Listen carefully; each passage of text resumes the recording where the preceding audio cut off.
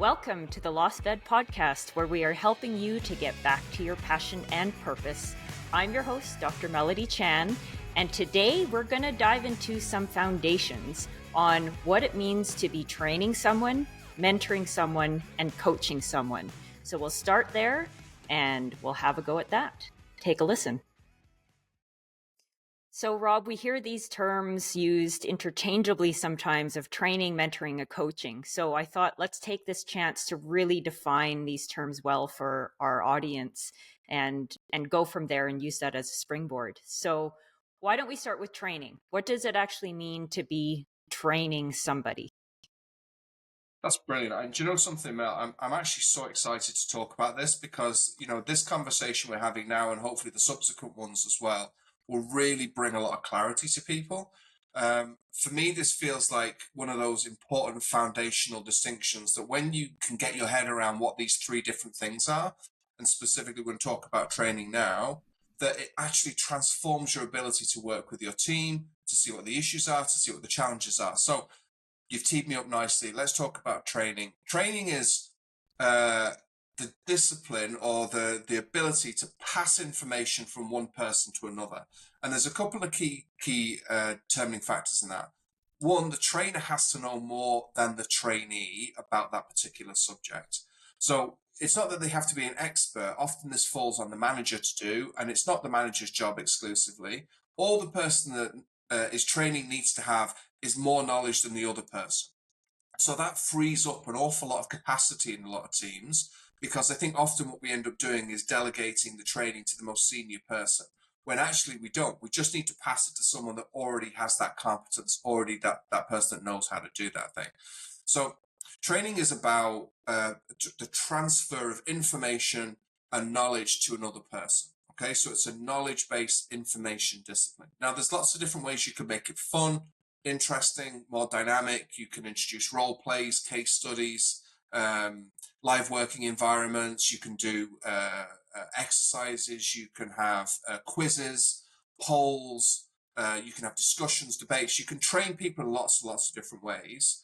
But the most important thing to recognize about training is training doesn't equal a behavior shift. What training does is impart knowledge. It passes information from one person to another, and hopefully, if done well, it does it really well, so it sticks. But it doesn't actually change their competency. It doesn't make them feel good about it. It doesn't allow them to go straight into an environment and immediately deploy that skill. Right. So if you think about your driving, like training is the bit where they explain to you what the car is, does, how it works, accelerator, brake, clutch, whatever, all the different functional component parts. But you wouldn't, after 2 to 3 lessons, after most of the training has been completed, think that you were a functioning driver. You would just think, okay, now I know all of the different things I need to do, but you wouldn't assume that you were suddenly this great driver just because you'd had some training. And the cautionary note with this is that often what organizations do is they treat training like 100% of the solution. Yep. And in a learning like environment, in a learning process, training is only 10% of the model. Only 10%. Yet it's often treated as 100% of the solution. And I call that cliff edge training, where it's like, let's do some training. You walk to the edge, you go, right, did you do the training? Off you go. And then you're expected to somehow deliver amazing results on the back of having some training. So, but for me, that's what training is. It's the transfer of knowledge, skills, knowledge and information from someone that knows something about the subject to someone that doesn't know something about the subject. Okay. So I think one of the key things that you said there that sort of perked my interest was that we can share that knowledge, we can share the skills, but we don't necessarily influence behavior in the training phase. And, for me, sometimes I feel like I've shown this person how to do this more than once on multiple occasions. Why are they still not getting it in my mind? Why are they still not either doing it the way I want them to do it or the way I would do it, or they're just not sort of self-deploying? And so is that where the mentoring part comes in as the next step then? Yeah, it can do. I think I think it's because our expectations are too high from training. So if we knew it was only 10% of the journey, we wouldn't expect it to be 100% of the solution. So, I often hear from managers, oh my God, it's so much quicker just to do it myself. And it's that kind of, I showed them what to do. Why can't they now do it? I've showed them again. Why can't they do it? And you're right. It's because we don't move on to that next bit, the handover, the skills development piece, right? So, let's talk about mentoring on the back of that. So mentoring is that piece where we allow the person then to enter the most difficult part of that learning journey. And mentoring has two like primary components to it. One is to develop the technical competence, right? So the actual ability to do the thing that they're being trained in. And then the emotional confidence to feel good about doing it. So if you like, we get to do good and feel good by completing that task, whatever it might be. It could be simple, making a cup of coffee in a restaurant, to doing a complex heart procedure on an animal. It's the same principle. We still need to go through that mentoring process. So we're trying to develop competence and we're trying to develop confidence. So this is where I think mentoring is often misconstrued. And actually, I was just reading recently, I quite like the way that Adam Grant talks about it in his latest book, Hidden Potential. He talks about putting up the scaffolding around this phase where people can then feel safe, feel enabled, feel empowered to make mistakes, to learn, to contribute. Feedback is a key element to mentoring. Feedback is a useful way of explaining where things could have been done better, could have been improved in some way. There's also a lot of talk at the moment about how advice can be a useful component. So it's not just about feeding back, but it's also advising forward as well. So we're kind of instructing and guiding towards the future. However, a big missed opportunity in a lot of mentoring is that it often gets treated a bit like training. So as we said in the definition of training, mentoring is with training, we said the person has to know more about it than the person being trained. Mentoring's the same, right? That's the same kind of principle because it's a skills development thing we're doing. So the person does need to have a competency, right? But if you don't include the mentee's opinion, their ideas, their suggestions, their opinions, their plans, their ability to kind of feed back to you, their ability to give you advice, then both parties lose from that process. So the mentoring piece is not just this kind of the wise mentor guiding and instructing, which I think is often how it's positioned, but actually mentoring is a very hands-on, very collaborative, absolutely two-way communication around the skills development.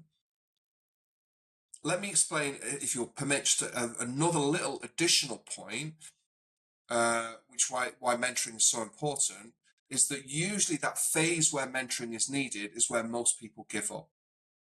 And it's the bit where they've learned about something new in some training, they try to do something new, and then they see it's hard because it's different, it's change, it's new, and then they find that and they go, oh my God, it's too difficult. Yep. Right, and they give up. And then they go, oh, and that's the bit where you might go back as a manager to your example and say, hey, why I showed you that last week, why can't you do it? It's because they've moved into that mentoring phase and you should have been next to them when they were doing it, not just expecting them to somehow miraculously absorb all of your knowledge and experience into their experience.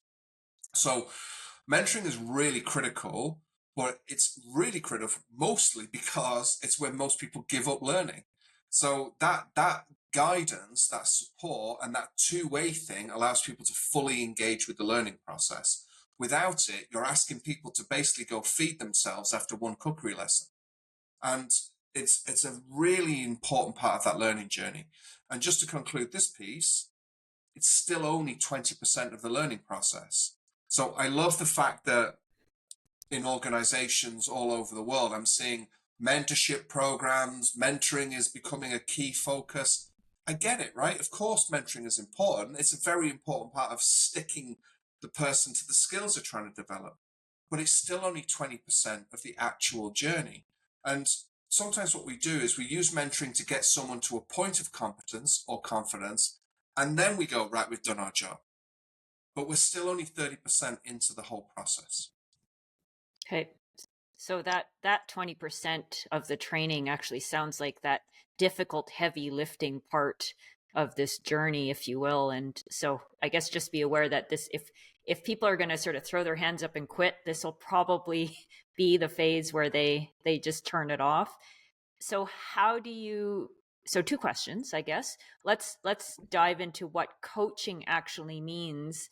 And then the second part of my question is, how do you go from that mentor? How do you know you're ready to go from mentoring to coaching? Okay, that's a wonderful question. Okay, so let's think about those two questions as one question. Okay, so and because the second question in a way actually should precede the first, should precede that should be first. How do we know, right? And that is where coaching comes in. You don't know, the mentee tells you, Okay. right? Because that's when we get the transfer of ownership. So it's not that you necessarily adjudge the person to have reached a level of competency. You know you've reached that level of competency when that person is able to demonstrate to you. So you're not kind of driving blind here. They will be showing you that they're able. They'll be showing you that they feel good. They'll be showing you that they can do good. So it's not something that you need to know, you need to figure out. One of the things I challenge with people a lot on my coaching programs is when you listen to people talking about their team, the language is full of statements like, how do I get them to? How do I make this happen? How do I facilitate? How do I motivate? And it's like, you don't. You just don't. Stop trying to do things which are impossible. So let's talk about what coaching is. Coaching is a non-directive discipline. Okay, and I'm going to say that again. It is non-directive. What people think coaching is usually attributed to what they see coaches doing in sport. So they'll see the coach on the side of the line, sidelines, shouting, cajoling, encouraging, pointing, like discussing tactics, analyzing how the team did. But that's not actually what a coach does in business. That's not what a coach does in a team. Coaching is a non-directive discipline. What does that mean in reality? It means two key things. One, a good coach knows nothing, i.e., a good coach doesn't have an opinion because it's not about you anymore. They're already competent. They're already confident. So we don't need you to have an opinion anymore. What we need them to do is to self-actualize, to fulfill their own potential, to show you what they're really capable of. So the second part of that is everyone has the potential to do more. And as a coach, it actually lets you off the hook a bit because you get to start trying to drag them to a place where you think they're capable of getting to. I.e., that means that you can give up responsibility for their performance. A question I'm constantly asking my clients when we're talking about colleagues is, whose problem is this? And when we first start out on the coaching journey, the answer is always, well, it's my problem because they're the manager. And it's like, no, it's not. It's their problem, their performance, their attitude, their behavior, their potential, their success. It's always about them. So coaching is non-directive. Coaching doesn't require you to understand what the potential is of another person, and it doesn't require you to figure out the mysteries of someone's mind. What it requires you to do is be curious and ask non-judgmental, non-biased questions to help the other person find their greatest level of potential. And the cool thing about coaching is it never, ever stops. Because rule number 2, everyone has the potential to do more. So that is always true. That's true in 10 years' time, in 20 years' time, in 50 years' time, however old you are. We all have the potential to do more. We've all got the potential for another level, another step, another opportunity that we could take. So coaching is this incredible tool. It's massively misunderstood. Normally when I ask people what training is, they kind of get it. When I ask them what mentoring is, they mostly get it. But when it comes to coaching, it's like, is it like kind of like mentoring? And often we're asking people to coach and we're asking them to mentor, but people don't even understand the terms. I've been asking that question for 15 years now, and I'm still waiting for a single group to come back with consensus about what training, mentoring, and coaching is. Yeah, it's a critical part of a leader's role. So if you've done your maths already, you'll recognize that coaching is the missing 70% that we've not alluded to yet. We have our 10% training. That's an incredibly important part of the journey. We've got our mentoring. It's the scaffolding, as Adam Grant talks about in his book. It's the environment which allows someone to transition from not knowing something to being able to do something. But coaching is allowing that person to step onto another level altogether and to keep doing that forever. And it's so exciting when you get to think about how you could utilize coaching in your teams, in your groups, your organizations, your charities, your communities, because it's a genuinely uplifting skill. And even if the person is choosing to perform in a way that you could determine to be negative, it still leaves the book where it belongs, which is with the individual. So coaching is a really powerful tool, but it's really hard. Like, it's not a difficult thing to explain to people where you just ask questions, but it's actually so difficult to not give opinions. We're so brainwashed to tell people what to do and then view it as some kind of shortcoming on them if they still don't know what to do after we've told them a million times.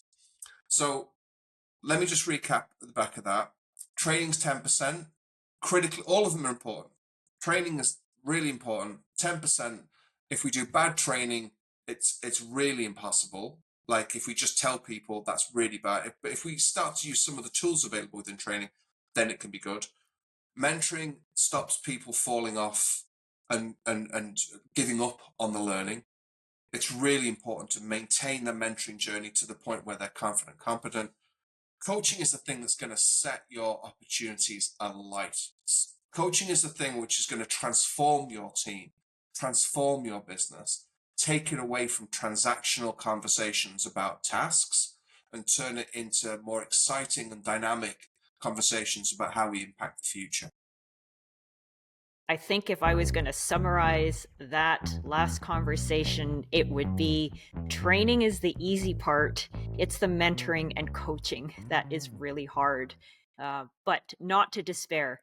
I think if we think about these things, as Rob recapped so nicely at the end there, training where we seem to put a lot of emphasis on, especially in veterinary clinics, just to remember that's really only 10% in the beginning of somebody's journey, whether they're new to the clinic or they're new to a role, or you've just introduced something new as a flow or a system within the practice. Just remembering to have that good foundation of training. And again, this is where you have to have somebody who's more knowledgeable than the person you're training in this phase. And then moving into that mentoring phase, which is a challenge, because I would say this one, as you start getting into that collaborative journey with the mentee and the mentor, it requires a lot of time and dedication and communication between both parties. And if it's done well, this is where that person really starts to accelerate their abilities and their learnings as they keep going, and they become self-reliant and independent. And then, when they raise their hand and say, okay, I think I'm good now, you've actually only gone 30% of the way. And remembering now is that really positive experience of coaching somebody and allowing them to shine.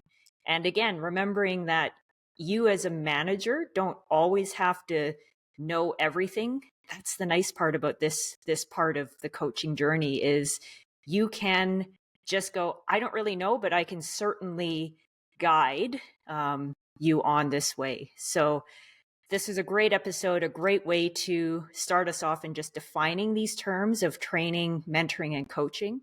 And we'll dive into each of those in a little more detail in subsequent episodes. Until then, thanks for listening. See you next time.